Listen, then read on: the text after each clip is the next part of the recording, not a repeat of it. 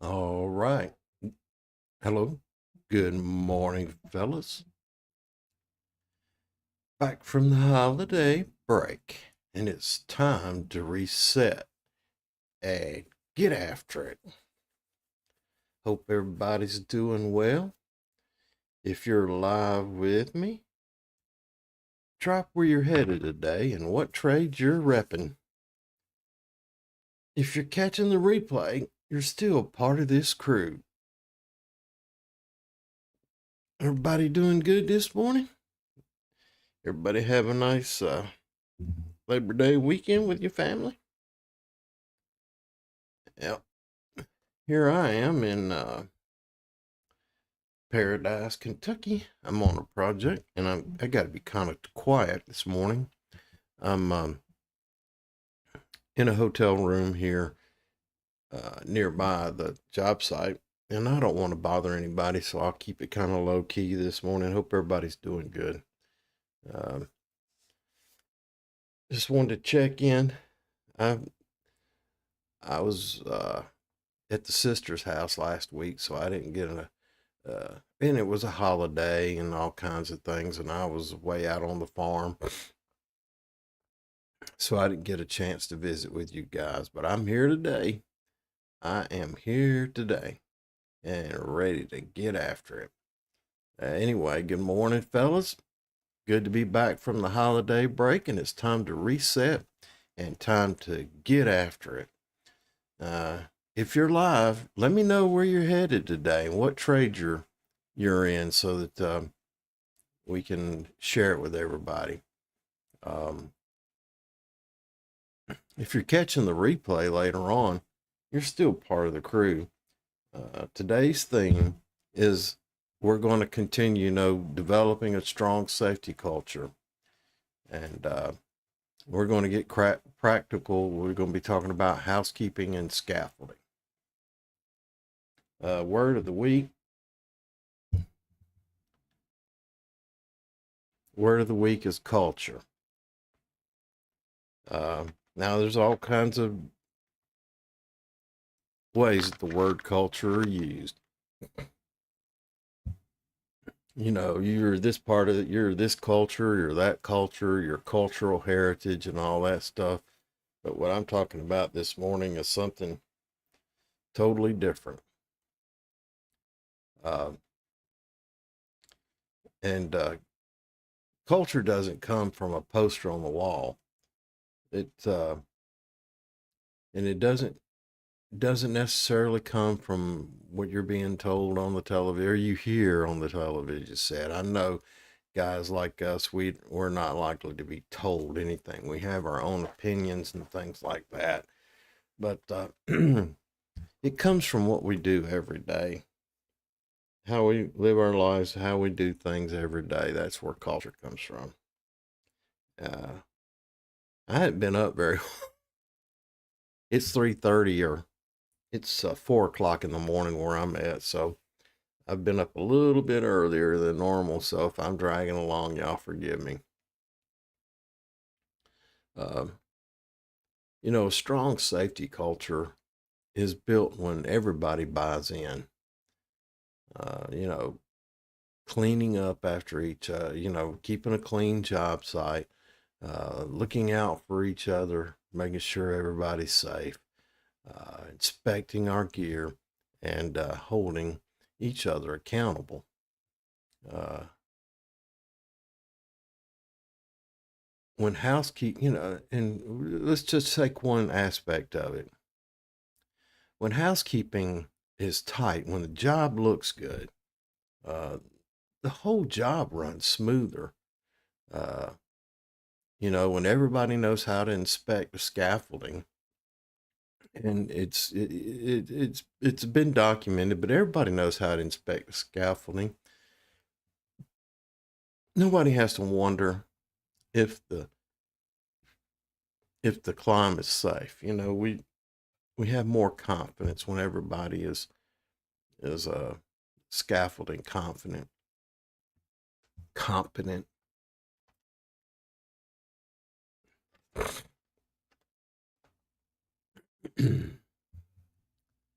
Um, and culture is the difference between a crew that just works and a crew that works well.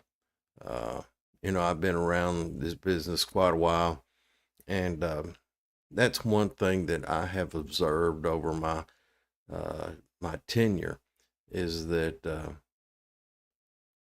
when you walk onto a job site, if you walk, I've had opportunities to walk on a half a dozen different job sites in a given day, maybe as many as 20 or 30 a week.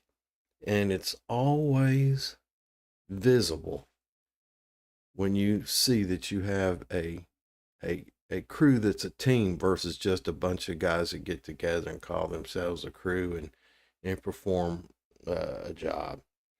It's always visible. And those crews who maintain their housekeeping, the job looks just more professional, and it's visible in every aspect of the work that they do. So um, keep that in account. Try to develop that safety culture. Uh, that's the leadership. It's supposed to be a leadership responsibility, and I've been in situations where the leadership was weak, and it took someone with leadership to come in and take command and make that cultural jump, that leap into the what I would define as a safety culture, where you're a team, developing a team. Uh, I've done that quite a few times in my career. I guess that's how I ended up where I ended up. Anyway, it's a the difference, and that's one thing that I'd like to always be able to do is to develop a good a good team culture. It's just that I'm in the line of safety right now, and safety's not the issue. It's the cultural aspect of it, and safety is the inroad. Uh, the culture of safety is a culture of pride in our work, pride in ourselves, pride in our team, pride in our company, and when you have pride, it builds productivity. Um, you company owners, you can believe that or not, but I'm telling you, my experience says that that is absolute gospel. Y'all excuse me a minute. I'm looking at this crooked camera, and I gotta get it fixed. So if y'all see me goof around here for a minute, y'all gonna have to be forgiving of me. There, that looks a little better. There we go. All right. Well, I don't know if it looks any better. Scott, sometimes you got to learn to leave well enough alone, son. Uh, all right. Pride, pride, pride. Anyway, tell me what your safety culture is like on your crew. Give me a note. Give me a message. Let me know what kind of cult you think uh, a team culture, uh, a culture of safety orientation. Let me know. Send me a message and let me know what you think. If you think that's important to have a strong uh, safety culture. Anyway, and remember, a culture of safety is a culture of pride, and pride builds productivity. And it also, the productivity is important, but the quality of work is also important. And I find that when a team has a good safety culture, they have a lot of pride in their work, uh, and they do their work efficiently. Anyway, I mentioned scaffolds a minute ago, and I got some scaffolding on this job, and I I I I put my inspection on it every day, and I've not found anything outstanding. All the mud seals are in place. They seem to be fully planked, and there's some slight elevation changes when you're trying to when you're in a, uh, power plant. There's a lot of uh, what do you call them? The floors between floors, and it's hard to make those elevations without having a dropped object hazards, between the elevations, something could go in between. And the scaffolding crew that we've got seem to be doing a good job. Now, I don't know if they're normally a good job or whether it's just because of the culture that we've developed on this job site. But these guys are doing a fabulous job. Um, it, but it only takes one one small detail. Here's the thing that this scaffolding is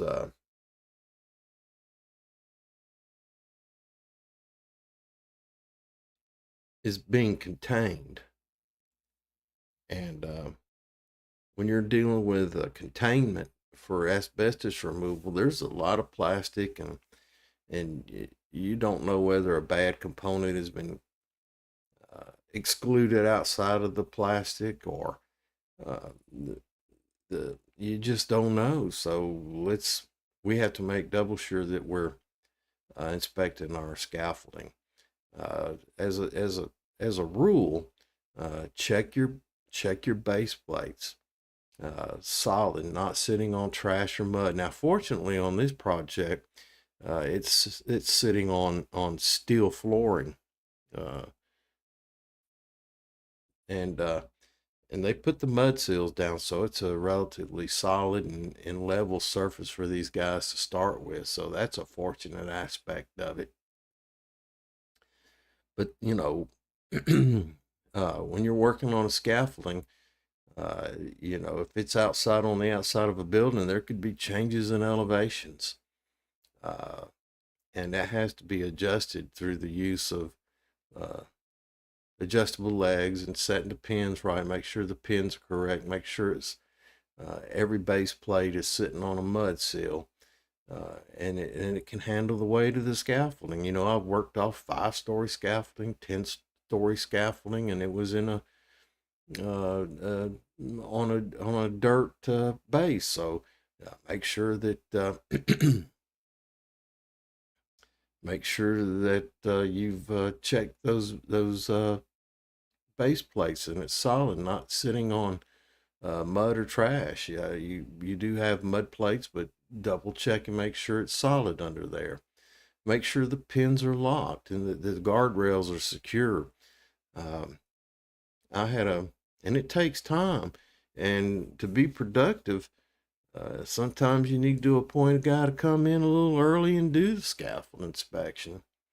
Or if your guys are getting ready, have one guy go ahead and get started on inspecting that scaffolding to avoid delays in production, because you don't want guys on that scaffolding until it's been inspected and it's been green tagged. If it can't be green tagged, if it's yellow tagged, that means they got to wear fall protection. And some companies, believe it or not, and it's probably a good idea in complicated situations, require that the guys be tied off, whether the scaffolding has green tags or not, because of the work they're doing. Like on this project, the guys are building containment, and they may be above the safety rails installing the bisqueen to build the containment. So that this company that is a subcontractor, it's their policy for their guys to be tied off 100%, just to avoid any risk taking. So, yeah, excuse me, I had to do some swapping around here. Do some swapping around this morning. There we go. Anyway, so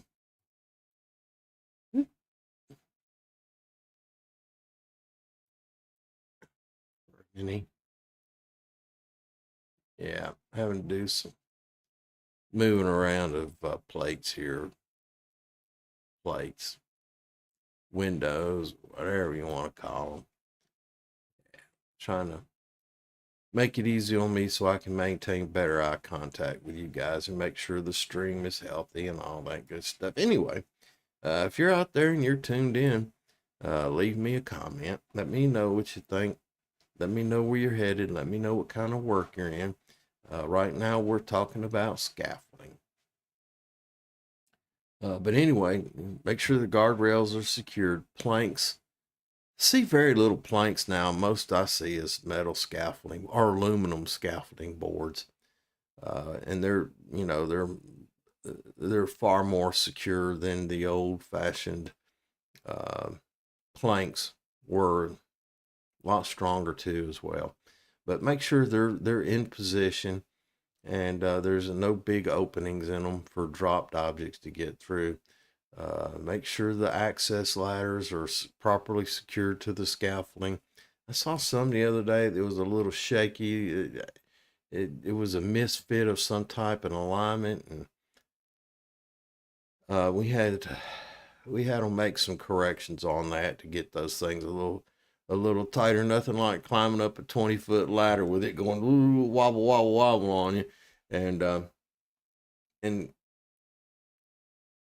make sure, like I said, they're inspected daily before anyone climbs and after any. If you're outdoors, the scaffolding's outdoor, you have a weather event, make sure they're inspected after the weather event. You know, if the rain made mud and softened the base plates, the wind might have shifted the position. Uh, Especially if they're enclosed scaffolding, you know, some places like hospitals require that they're wrapped in that screening of some sort to prevent uh, flyaway debris and for sanitary conditions. Never assume yesterday's scaffold is safe to use today. Make sure it gets inspected. um, we were talking about in another situation I had come up, and I'll share with you guys. Um, you know, climbing a ladder. This brought it up.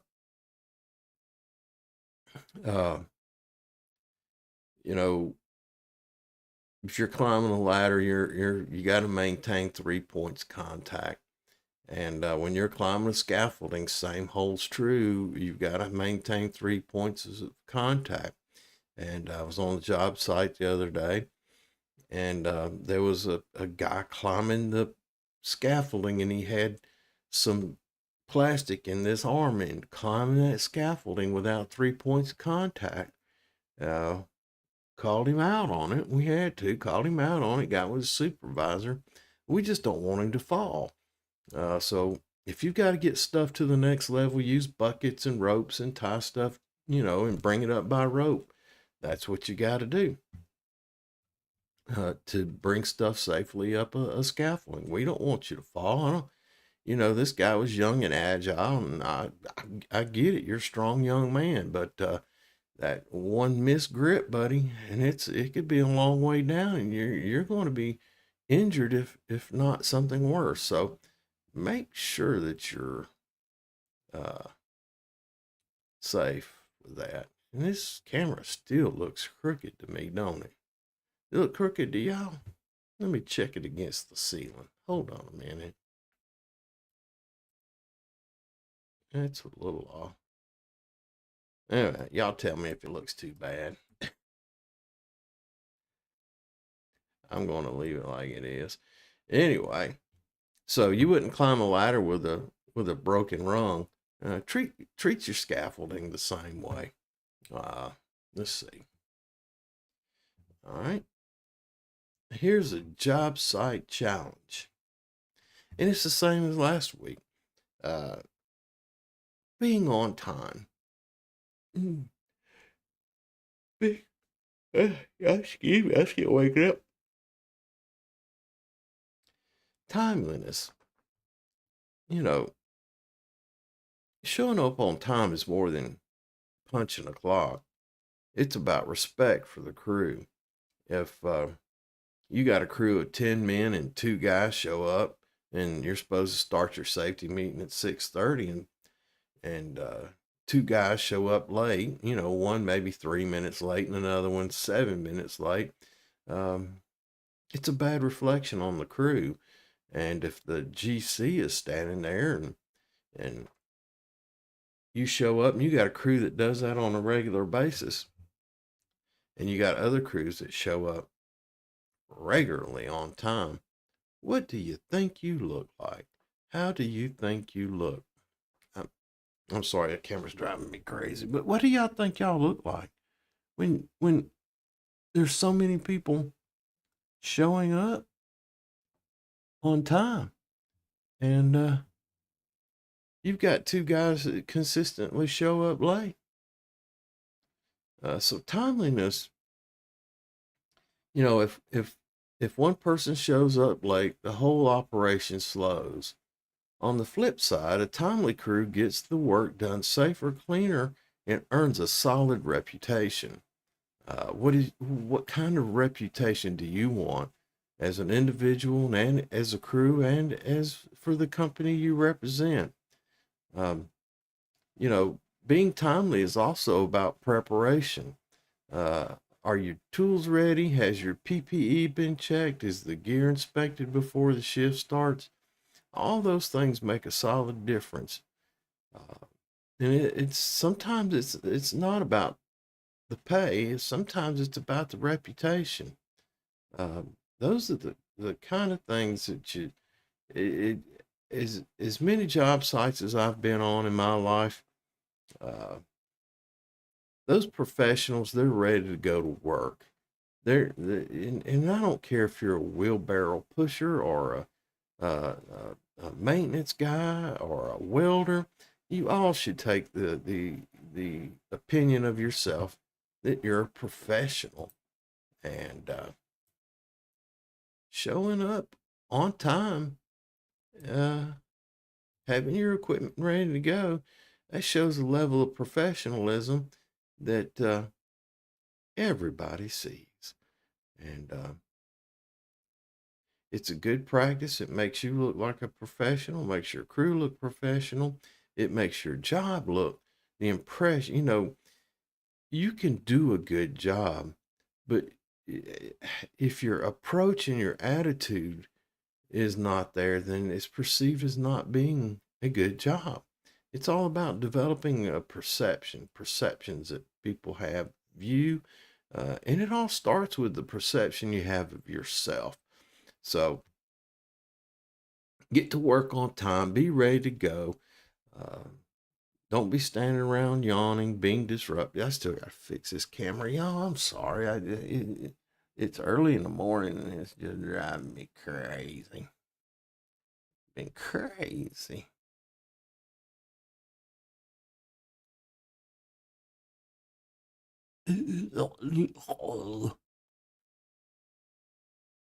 Sorry about that. Uh, so anyway, I gotta adjust this back up. Yeah. And I guess I'm bored this morning.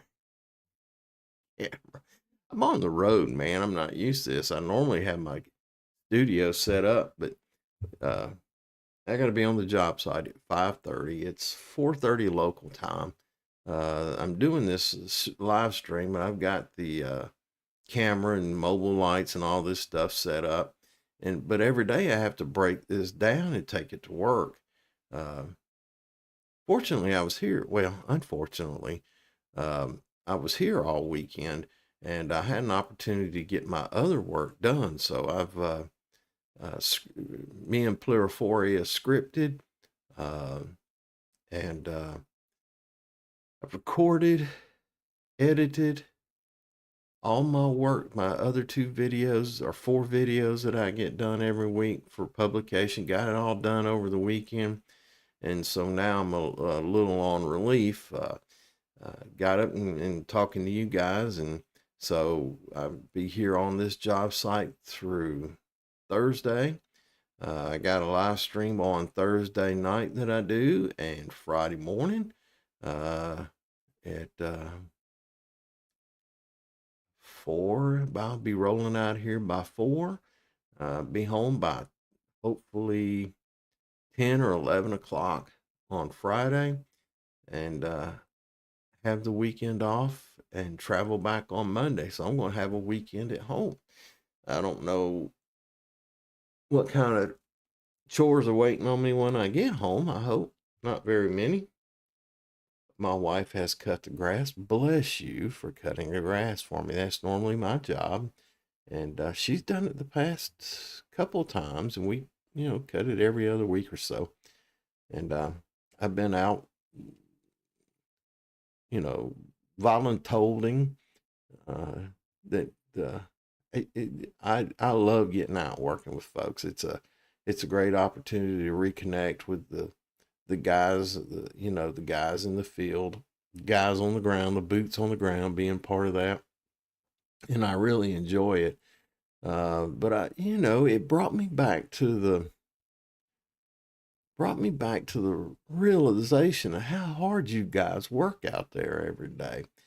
Uh, those guys who travel out of town, you're out of town trying to provide for your families. It has really brought that back to me, how grateful I am for the work that you guys do. Uh, being, uh, I don't want to say, yeah, I call it that, semi-retired. I've got a lot of things I like to do: the fishing and the fishing and the exercising and being at home working in the garden and doing the lawn care and all that stuff. I really enjoy it. I love being at my home, but I also love getting out here and connecting with you guys, being a part of the team, offering up what little uh, experience and things that I have and can bring to the site. And even though I'm filling in for some other people while they're going to other jobs, I'm grateful for the opportunity to be out here. And it just reinforces how important it is for me to be on here and offer up some tips and tricks and motivate. And, whether anybody's on here or not, they can watch it later if they'll scroll through. Who knows? And at some given point in the future, the guy will be flipping through, and I know that guy. I've seen him on a job site, and he'll tune in and listen to some old uh, uh, of these live streams and get motivated at a date in the future by something I'm doing right here, right now with you. Uh, and he may tune into some of the other stuff that I do and get him motivated. Uh, People saying, "Are you doing this for you trying to develop a channel or a personality to make money?" I said, "No, that's not the reason I'm doing it. I'm reaching out and trying to get some young man out there who's just starting out in life and looking for a way, and he's at the bottom rung on a construction site, and he's thinking that, is this it for the rest of my life? No, it's not it, brother. It's your opportunity. It's your opportunity to get out there and exercise and develop leadership skills. And and leadership is needed in all aspects of life, whether you're in uh, politics, business, religion, sports, education. It doesn't matter. Leadership is needed in those fields, and if you uh, take the inclination to make yourself a leader, to develop leadership skills, there are men who need you out there. There are people who need someone to lead them, and it's a fulfilling life. So that's why I'm out here. I appreciate you guys. I don't care if you're on here right now or not. If you, I'm doing it just to reach out. It's better than not doing it. So anyway, that leads into you know why construction workers never get lost? Why don't construction workers ever get lost? Because they always follow the plan, even when it's upside down. Hey, thank you, Clariforia. I don't know if you know a good construction joke that's relatively clean. Y'all send me something so I can change this rotation up. Uh, maybe that was funny. I don't know. What's the cleanest trade on the project? House housekeeping. They sweep all the awards. Uh, you know, we had a laborer once whose idea of housekeeping was pushing everything into one giant pile. Looked fine until the excavator hit the pile and a wheelbarrow came flying out the other side. Here's the lesson. A pile is not housekeeping, guys. A pile, my kids believed that when they were coming up. Just a pile in your room, in the corner of your room. Yeah, I cleaned my room. You go in there, there's a big old pile in the corner. That's not housekeeping. Um, Last week, we talked about developing a safety culture through communication and accountability. And I'm going to work on this safety culture thing for quite a while. I think it's the most important. A couple of comments came in about how younger workers sometimes don't take it seriously until they see the consequences. That's why culture matters. You set the standard and the next guy follows. That is absolutely true. If uh, you come, I've seen some young guys that come in and they're wearing their work clothes, but they're wearing their work clothes like they're their Sunday best. They're dressed sharp. They keep their boots tied and laced up properly, and they have their safety vest washed, or they're looking sharp. They have all their PPE on. They look good. They look sharp. They look like they are ready to go to work. And every morning we have a safety meeting on the job site that I'm on, and every morning when I get in front of those guys, I make sure I have my hard hat, safety vest, safety glasses. I got my gloves and I got my boots on, and I'm ready to go. I'm dressed and ready to go to work, and it's the appearance that makes these. And I haven't seen it change many yet because and whew, appearance is part of the culture. That pride you take shows, and me being in leadership, I could walk up there in a ball cap, not having my safety vest on. I could do that. I can sit in the office a lot, but I choose not to. I choose to dress the part of the guys who I rely on to. I rely on the men in the field for my paycheck, and I expect I should act and dress and be a part of their culture. Now I get to direct that culture. I'm not going to let the slouch direct me. I hopefully I can inspire the slouch to be inspired and act like me. That's the objective. So, all right, I guess but anyway, send me some comments on what you think, and uh, let me know, what you think about the safety culture. Uh, but younger workers, young boys, don't come in there look like you just got out of darn bed. Come in there with a sense of pride about you. Like, look at me, I'm ready to go work. Let's get this party started. That kind of attitude about it when you come uh, in onto the job site. Let the management see you being the one who's taking charge. I've got an interpreter on this job site. He comes up to me every morning and he wants to know what we're talking about. And I take the time and I'll print him out stuff and hand to him. so that he's prepared. And I tell him how I'm going to approach things so that he's prepared, but it started with him. He wants to know. He wants to do a good job at what he's doing. And I tell him, keep up the good work, young man. There, what you're doing is needed. We need you out here. And I'm really proud of this young man. And I know in my heart that he'll advance in his career and, uh, and be a superintendent. I think he's a foreman level now already, but he'll be a superintendent. He may be, if he continues and does all that and puts in the work, he can get an education. He can be a project manager. He can, he, the sky is the limit for this young man as long as he can maintain his self motivation.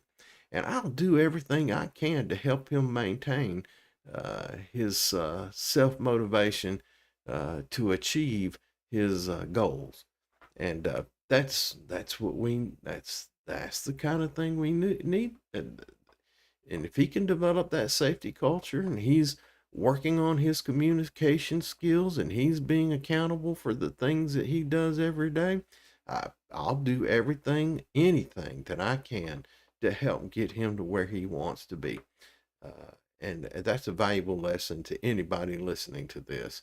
If you want to be somebody, you want to be a leader, somebody will guide you along the way and offer you guidance. Take that for a fact. All right. Uh, I got a lot of guys on when you're doing asbestos abatement, you've got to, one of the primary things is it's all about respiratory protection. It's about protecting your lungs from the dangers of asbestos. And on this job site, that's absolutely critical. Right now, that's 95% of this job. We got scaffold building and we've got asbestos abatement. And the scaffold builders are there to support the asbestos workers. And cleanliness and respiratory protection. All this is all about the respiratory protection. So you're, yeah, I even did the safety topic on the other channel this week on Middleclassbubba, the toolbox safety topic that I published or will publish on Friday. It is all about that respiratory protection, dust, the dangers of dust. Um, and a respirator is only as good as is the care that it receives. Make sure you inspect your respirator. If you're required to wear a respirator on a daily basis, now there's voluntary programs, dust, mask, and things like that you can wear on a voluntary basis. But if your company has decided that respiratory protection is required on that project, there's several things that have to happen. You have to have a pulmonary physical to wear a respirator.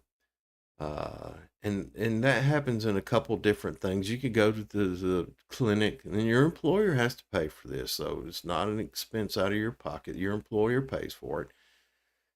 The respiratory protection, the first thing you would do is fill out a questionnaire. The physician, he'll review that questionnaire and he may want to do a physical on you. Okay. It depends on your age and what kind of, do you smoke, how old you are, and all this kind of stuff. And he may want to do a physical and make sure that you're capable of wearing a respirator, physically capable. Your lung has the right capacity and you can handle using a negative air respirator. And then the next thing is you have to be properly fitted, trained. You have to be trained on how to use a respirator. You have to be trained on the different types of respiratory protection. And then when you get into the field, the first thing you have to do is you've been physical, you have a fit test done. When you get into the field, inspect your respirator. Very first thing is inspect your respirator. Check the straps for wear, make sure the valves are intact and the filters aren't clogged, or they could be expired depending on the type of filter you have to have. Make sure it's clean. Sweat, dust, and grime will break down those face seals over time. Uh, a dirty respirator is just like a paperweight. It ain't gonna do you any good, and the primary purpose is protect you. Uh, and I don't, I can't tell you how many times I've walked through a dirty job site and people just take off their respirators and hang them on a hook or a nail or on the scaffolding out in the open air. And then they get back and they put those things on, and all that dirt and dust that settled in the respirator while they were at lunch or break or whatever, they get, excuse me, they get that first huff and they just breathe in all that stuff that settled into that respirator. And that's craziness. I don't understand it. And I go kind of cuckoo over it. What are you doing, man? Don't you care about your, so, second, make sure your respirator is clean. Uh, and also, thirdly, store it right. Um, Most those respirators come in a cardboard box. It's cheap. Yeah, it's a shipping box, but in there, they're normally in a bag with a drawstring on them. And keep that thing dry in a dry bag. Clean it. Keep it clean in a dry bag or container, and not hanging in the cab of your truck collecting dust, or just throw it in the side box or whatever. Uh, Treat it with the same. I hope you treat your harness well, but treat it like your harness, because both are to protect you and what you can't replace. So, uh, and supervisors, it's your job to make sure that your guys maintain their respirators, and this is part of the culture. If everybody on the team is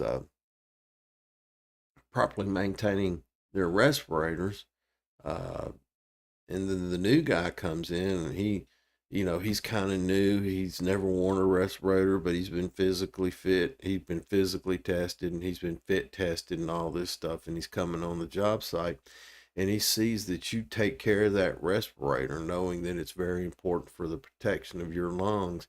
And he sees that, he'll be a part of that. He'll make sure he does it. And holding each other accountable is a lot about setting examples for the other people. So take care of your respirators. If you're required to wear those respirators, take care of them. Make sure the filters aren't clogged. Follow all the procedures that are required to wear a respirator. You don't want to get my age and can't mow your lawn, or you can't walk up a flight of stairs without gasping for air. Uh, and you'll probably get my age. Most of us get my age. uh, and we don't want to see you suffering because of respiratory illnesses when you get to be a ripe old age, when you can start enjoying your grandkids and you can't pick them up because you ain't got enough air. That ain't good. So make sure you take care of them respirators. If you need more training on this, you feel free to get in touch with me.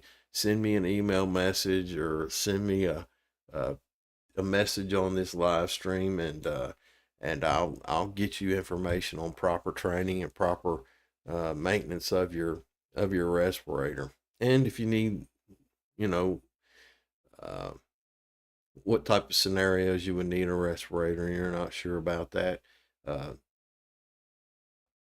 send me a message and I'll send you some references, and we'll make sure that you get the information you need. Alrighty. Uh, you know, I always like to take a few minutes and throw in a little trade talk wisdom. And this is credited to old Ben Franklin. And he was a early American. He was a real leader too. And he helped, he did his part in making this country what it is. He was an ambassador. He was an inventor. Most people know him. They say he invented the spectacles. Uh, and he tied the old key to the kite and flew it in the rain, and something with lightning. And he was a printer, and he was a philosopher, and all this stuff. And one thing he said, lost time is never found again. So if you lollygag through an important period of your life, it's gone. It's gone. Every moment has value in life.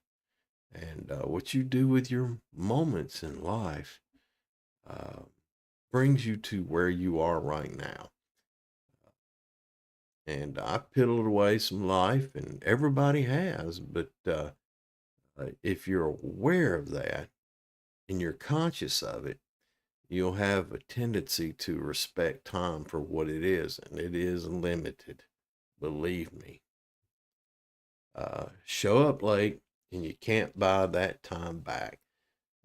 So be timely and build momentum from the start. And that's a true fact. You think about it. You and I, we're out here early this morning and we're rolling, or you're listening to me on the drive time. You've got me you're just listening. You're not watching, you're listening. We're getting there. We're doing all the things to so that when we arrive at work, we're ready to go. We have keyed ourselves up. Like this morning, I've got to speak in front of, I don't know, 50, 60 guys, and I've got to deliver a message. And so with me sitting here in front of you, you give me an opportunity to get ready for what I've got to do later this morning. I'm preparing. I'll cover some of the stuff that I'm covering this morning, right now, that later this morning. So I'm building momentum before I even get to the job site. So when I get to the job site, I'm mentally awake, I'm physically awake, I'm prepared to get up there and lead or offer leadership to men in the field who I count on to perform work in a safe, timely, and efficient manner to benefit the company that hired us to do the work, the owner, the GC that I work for, and the and all the subs that'll be working for us on the job site. So we're getting ready right now to get to the work site and perform. And we're way ahead of the whole rest of them. Some of them ain't even turning over right now. Here we are getting it out, right? It's 10 minutes to 5 where I'm at. These guys are still in the bed. You can count on it. But if you're on Eastern time, you're already at the quick trip. You're at the shop. You're getting ready. Excuse me. You're picking up your guys. You're doing all kinds of things, and you're getting your mind ready to get to work. And that's an exciting thing to do. And you'll be ready and you'll be sharp, and everybody will go, man, how's this guy get cranked up so early in the morning? Because he got cranked up early in the morning. All right. Before the holiday, we talked about safety is not a joke. And last week on the channel, we talked about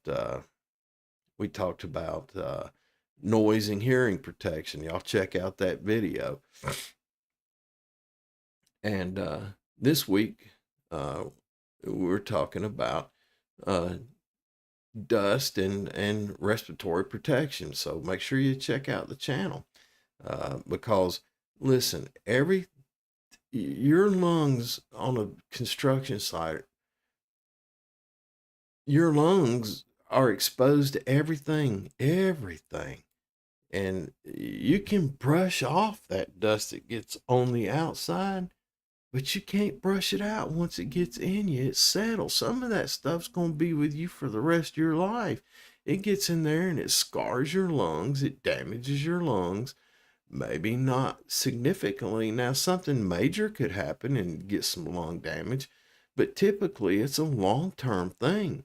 This, sawdust, some wood dust is got some toxins in it. Think about pressure treated, okay?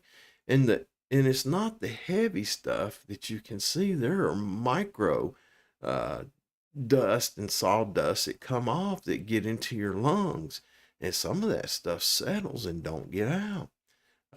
Concrete, silica. It's not the silica dust that you can see that hurts you.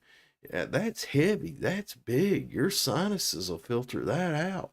It's the invisible stuff that gets down into your lungs and it doesn't come out. It settles in there. And over time, that concrete could just ruin your breathing. So take care of your lungs. Uh, so that's all I'm going to say about that. All right. Y'all send me a message. Tell me where you're going this morning. Oh, I got a shirt pocket open here. Look at that, man. Why didn't y'all say something? Why y'all let me walk around looking like a slob this morning? Man, I can't remember. I'll tell y'all a personal thing. You know, I it I used to have coveralls or overalls, not coveralls, overalls, and I wore them everywhere, man. And it's been years. Uh, I thought that you should have a shirt on, a dress, a regular nice shirt, and a pair of jeans or a pair of slacks or whatever. And I went years and years and years doing that. And now that I'm semi-retired, and I'd go to the barber shop, and and there's older guys that come in there and they're wearing their overalls, no coverall, no overall, and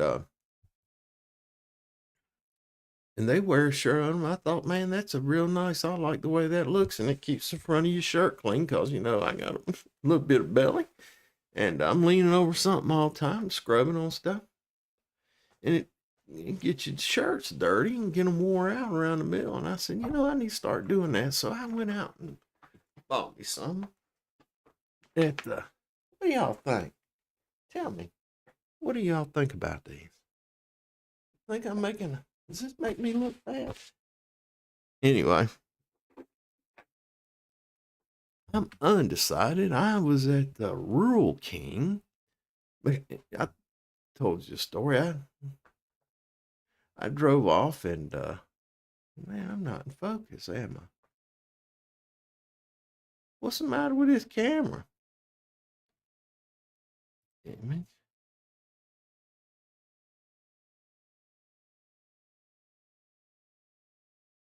There we go.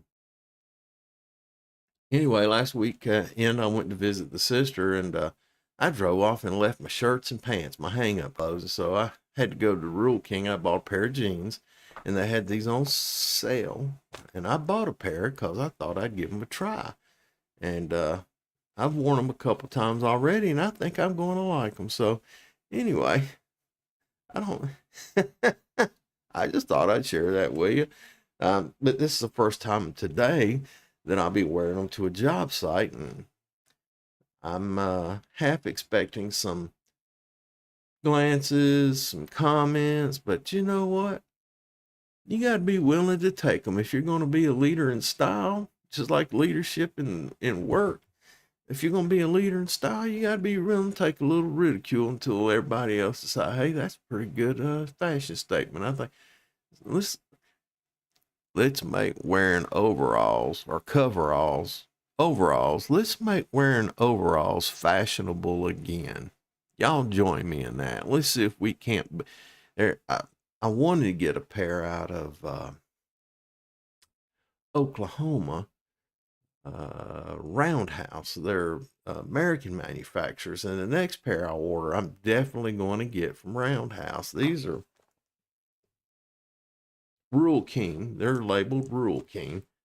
And I think they had some that were made in Mexico, but they didn't have the YKK zipper. And you know, zipper failure is one thing that just concerns me a great deal when you buy a pair of pants. I don't know why. I think if they'd been button, I think I'd been happier. But anything they had there was all zipper, and I think when I get them from Rural King, I'm going to get the button-up trousers, the button-up fly instead of the zip-up fly. Anyway, I thought I'd share that with you. Listen, it's getting time for me to wrap this thing up. I got to pack breaks. I gotta turn this computer off and get all these lights off and get packed up and get ready to tote my butt down to the job site and be ready to stand in front of all those guys and offer them this motivational stuff, the same stuff you're getting. So I need to get ready to do that. I've got about 3 or 4 minutes left before I got to get busy on that aspect of it. Anyway, I would like to say this week, I'm grateful for the crews who take safety culture seriously. If you're watching this morning, I know that it's important. And if you tune in later because of time constraints or you like to watch me at a different time, I want you to know that I'm grateful for you guys who find the safety culture serious enough that you need to watch this and not as rules, not the safety culture is written down and the safety guy wants you to have. I'm talking about as a way of working. You know, the housekeeping, the scaffold inspection, the timeliness, the taking care of your equipment, those things that build a culture where people want to work and want to come back, and where you have GCs that want you and your company back on their site time after time. That is as we're my sh- oh, huh, I need to do a better job shaving. Anyway, I'm going to shave. I'm going to sign off this morning with how grateful I am to have the opportunity to be here with you and share this time of the morning with you. And the most important thing is that I think is that we should all have a grateful day, a grateful week. And until we see each other again, do have a grateful day. And I'll see y'all next week, next time. You may see me somewhere else. Have a grateful day, boys and girls. Love everybody. Y'all have a good day. Thanks for tuning in.